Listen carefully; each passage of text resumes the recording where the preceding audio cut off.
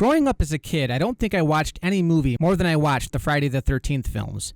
Every weekend I'd gather up my dusty VHS tapes and have an all-night marathon. I'd wake up at 4 in the morning and go all day. It drove my parents crazy. Friday the 13th is a coming-of-age movie for me personally. Watching an R-rated movie as a kid was like a badge of honor. My dad had a liberal attitude toward it. He believed that the more you tried to censor your kids from the violence, the more curious we'd get, and the more shocking it would be when we finally did get exposed to it. It's hard to think about the impact these movies had on me as a kid. I dressed up as Jason Voorhees for almost every single Halloween. Every October, my mom would take me to the local party store so I could buy my hockey mask of choice. I'd beat it up a little, put the appropriate makeup on it, and bam, I was transformed. In my film school thesis project, Attack of the B-Movies, I paid homage to the Friday the 13th films and acted as Jason while simultaneously directing. That was a pain in the ass. However, Jason has become such a recognizable horror icon over the years that a lot of people tend to forget that the original killer wasn't Jason at all. It was his mother, Pamela Voorhees, played by Betsy Palmer.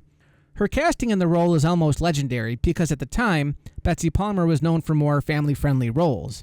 The film, and most of the sequels, takes place on Camp Crystal Lake, which the locals refer to as Camp Blood. Camp Blood? They're opening that place again?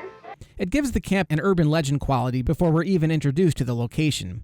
Starting in the 50s, the campground has been plagued with all kinds of tragedies, all surrounding the drowning of a little boy, Jason Voorhees. Decades later, the owner of the camp, Steve Christie, hires a bunch of camp counselors, including Kevin Bacon, to help repair and reopen the camp. These characters serve as the body count throughout the film.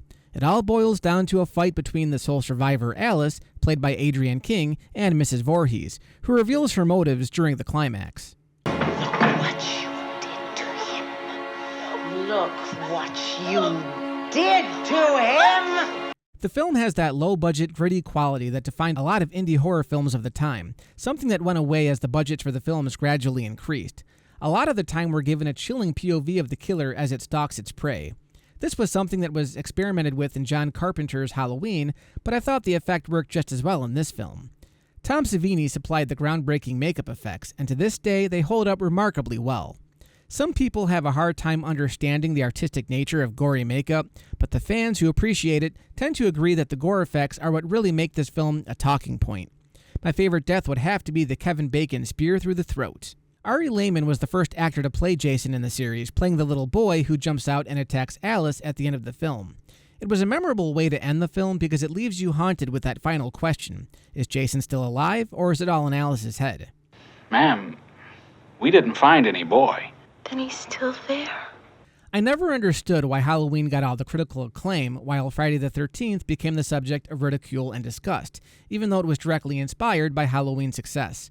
I guess there's not much to the film aside from the gory makeup, which was definitely lacking from Halloween.